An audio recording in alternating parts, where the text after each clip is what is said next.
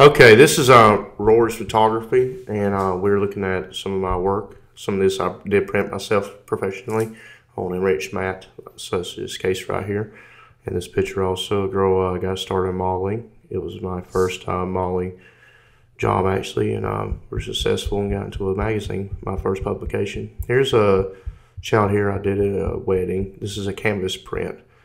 This print was basically, one of my professional prints. Here's another wedding I did right here, a Caucasian couple. But moving on, here's a quinceañera I did, another print I did on enriched mat. This was a 15-year-old birthday party. So this is a flower girl at my first wedding. She was, I caught her off guard with that. I didn't do that print personally, but let's move on. And sorry about all the shaking here. Here's a print I did for a friend of mine, well, actually a cousin's child. This is on canvas also. The child here, I didn't do this print, but this is something I did in my studio on a white background. This is back when I was a little bit heavier set, this print.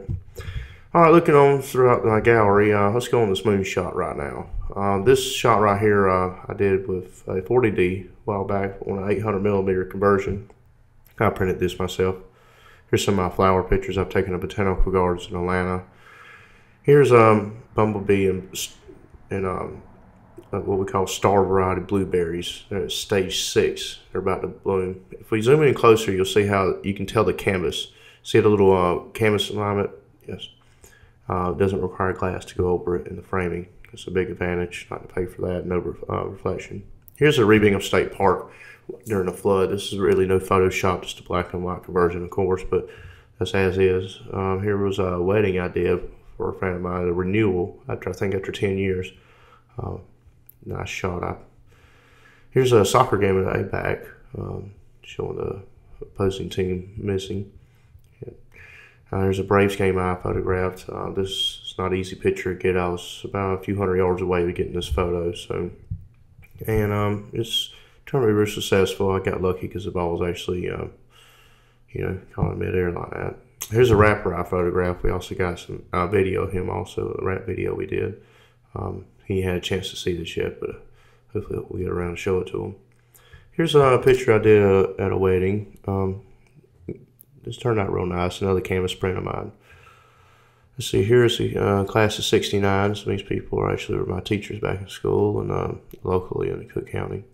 Another enriched mat print I did. If you notice, some of the glass I've been using is a non-glare. Here's a canvas print right here of a black family that I know of. I put a little work in this. I work with the skin tones, so we try to make everybody come out looking very nice here. So they were very pleased with this print. I had a print that's very similar to it. I sold them earlier. Let's see. Let's go on to the next print. Let's go on to the next print. Here is the Kinsey I did. It's a 12 by 12. It's a very odd shape. A lot of people don't put a square foot of photo. Nice red dress, another enrichment print. These are some of the prints I got from like Walmart or somewhere like that. I remember right, 4x6s. Actually, went Walmart, a friend of mine art printed them for me. Think of it. And that was at the Kinsey.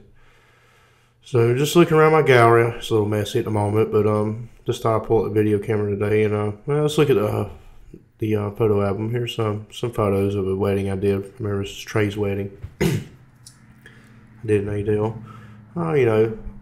I usually try to tell the story when I do a wedding. So, my work, as I keep going, I get new ideas and try something different. And I always love the ring picture. To me, that's when it's that's the deal breaker, right, when you get the ring on. So, well, let's take a look outside and well, let's look at this real quick. There's some more shoes, some more art type of wedding I would,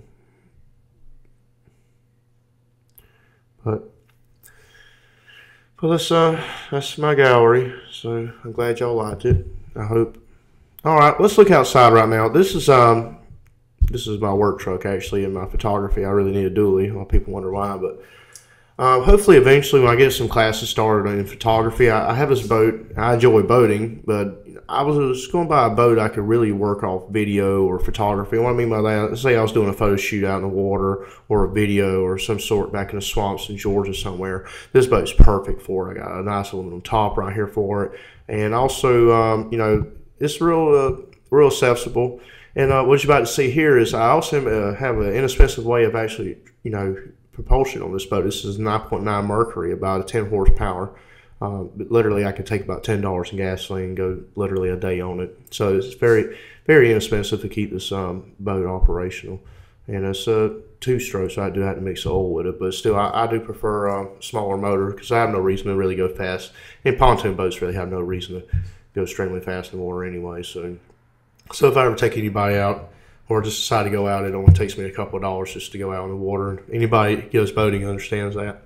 So looking at this boat, it's about 20-foot, 21-foot pontoon boat, which is a 72 Harrison. These things are pretty rare to find anymore in this condition. I have worked on it. Apparently, some people wonder how new it really is. I can't believe it's a 72 model. So, and an unusual trailer for it actually, but I can get in some really shallow areas with this.